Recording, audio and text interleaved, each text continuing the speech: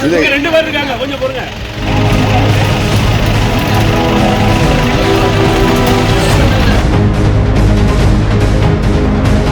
சீக்கிரமா எழுங்க, அதுல 2 உசுறு இருக்கு. மேம்பாலத்தில் கோர விபத்து.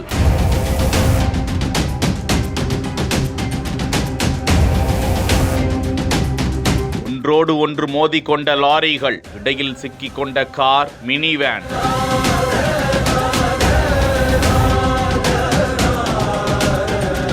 பரிதாபமா உசுறு போச்சே.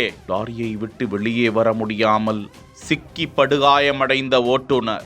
பதைக்க வைக்கும் விபத்து குறித்த காட்சி. கன்னியாகுமரி மாவட்டம் மார்த்தாண்டம் மேம்பாலத்தில் இரவு நேரத்தில் கனிம வள லாரிகள் அணிவகுத்து சென்று கொண்டிருந்தன. அப்போது மேம்பாலத்தில் சென்று கொண்டிருந்த பெரிய கண்டெய்னர் மீன் லாரி ஒன்று கட்டுப்பாட்டை இழந்ததாக கூறப்படுகிறது. முன்பாக கோழி ஏற்றி கொண்டு சென்று கொண்டிருந்த கூண்டு லாரியின் மீது அந்த லாரி மோதி முன்னால் சென்று கொண்டிருந்த கனிம வள லாரி மீது தொடர்ச்சியாக மோதி அடுத்தடுத்து வந்து கொண்டிருந்த வாகனங்கள், சென்று கொண்டிருந்த வாகனங்கள் மீது ஒன்றன் பின் ஒன்றாக மோதி கோர விபத்து நேர்ந்து விட்டது. எதிர் திசையில் வந்து கொண்டிருந்த 2 சொகுசு கார்கள் மீதும் கனிம வள லாரிகள் மோதின. கோழி வாகனத்தில் இருந்த கோழிகளோடு இரும்பு கூண்டுகள் அந்த நேரத்தில் கவிழ்ந்து சிதற, போது இருசக்கர வாகனத்தில் வந்து கொண்டிருந்த நித்திர விளையை சேர்ந்த தாசையன் மகன் 45 வயதுடைய ரமேஷ் சம்பவ இடத்திலேயே உயிரை விட்டார்.